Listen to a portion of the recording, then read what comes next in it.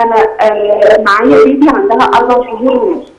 4 شهور ونص. من ساعه ما اتولدت وهي بتشخر جامد. كشفت عليها كذا مره، بس هو الدكتور بيقول لي عادي، ممكن ده يكون طبيعي، الطفل لسه مولوده. بس انا لاقي الحكايه بتزيد حتى مع نفسها بتزيد، ما بتتنفسش كويس وشفيت كتير قوي. فانا مش عارفه دي بيبي عندها 4 شهور ونص ايه اتعمل معايا؟ 4 شهور؟ أيوة. ونص. 4 شهور ونص.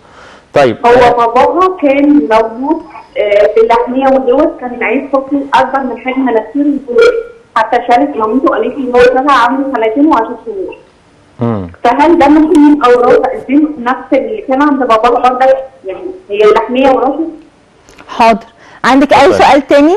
لا شكرا. دكتور عندك اي سؤال لاستاذه حبيبه؟ لا، بس هو عايز اقول اللي بيتورث. طب بس الف سنه الف سنه ابن حضرتك يا استاذه حبيبه، وربنا يطمنك عليه، والدكتور هيطمنك دلوقتي. دكتور عايزين نطمنها. شكرا اتصالك. اللي بيتورث يعني واضح انه باباها زي ما هي بتقول كان عنده حساسيه. الاهل بيشخصوا مش هيشخص حساسيه حد من الاسره راسي بيورث للابناء. يعني الحساسيه بتعمل ايه؟ الحساسيه دي بتورم نسيج الانف نفسه. النسيج الطبيعي عندنا فيه 3 رفوف كده على جدار جانبي الانف من كل ناحيه، من كل فتحه انف. الرفوف دي بتورم ساعات، مش ساعات، ده لازم تورم في الحساسيه. تورمها ده بيبقى على حساب ممر الهواء.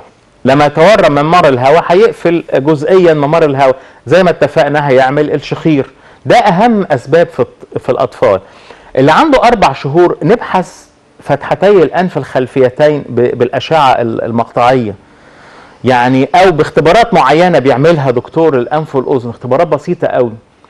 لو في فتحه مسدوده من الفتحتين، ده خلى برضو ممر الهواء مش بذات الجوده، برضو ممر واحد هو اللي شغال، وقد يكون في حساسيه زي ما قلت، فيقفل جزئيا برضو، فالنفس يبقى او تيار الهواء او تدفق الهواء ما بيبقاش بالصوره المثاليه، فيعمل صوت. فالطفل بس يبحث لو هو حساسيه، تعالج ادويه كتير قوي للحساسيه ونقط موضعيه بنستخدمها.